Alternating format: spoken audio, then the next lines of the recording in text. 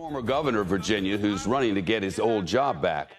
There's just 1 week left until Election Day, and this race has been uncomfortably tight for Democrats. The Trump-endorsed Republican candidate Glenn Youngkin looking for an upset. Democrats pulling out all the stops.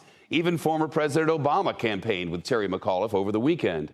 This election is widely seen as a sort of bellwether for next year's midterms, when control of the Congress is very much up in the air. Steve Kornacki's live at the big board. Steve, what are we seeing in the latest polling here? Yeah, Shepard, a tightening race here. You could see, take a look. This is the average of all the polls in Virginia 1 week out.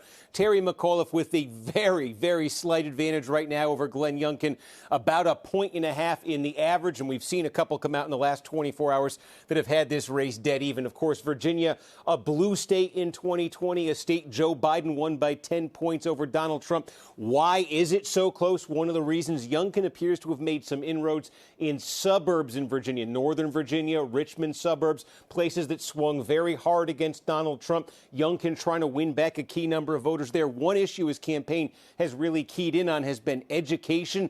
These battles you've seen, a lot of these scenes, school boards, parents showing up at school board meetings. Interesting question in the new Suffolk poll. They asked Virginia residents who should have more influence in your view on school curriculum, parents or school boards. You see the overall answer here. What's striking to me is check out the partisan gap that this question elicits. Democrats overwhelmingly hear this question and say school boards. Republicans overwhelmingly hear it and say parents.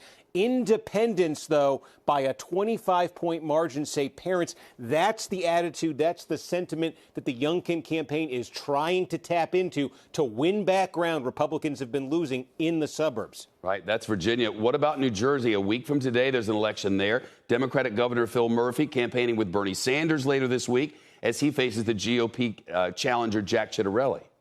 Bit of a different picture in Jersey. Remember, where Biden won Virginia by 10, his margin in Jersey was 16. So it's a bluer state to start with. And you see the incumbent Democratic governor there, Murphy, on average, leading by about 9 points in the polls. Now, I will say this race has attracted less attention than Virginia. There have been fewer polls here. There was a poll this week that put it in single digits. There are some Democrats I've spoken to in New Jersey who are, I would say, a little bit uneasy. Going to be very curious. I expect at least one more poll before the election in New Jersey. Going to be very curious to see what it shows. And next time we'll hit spell check on Murphy, won't we?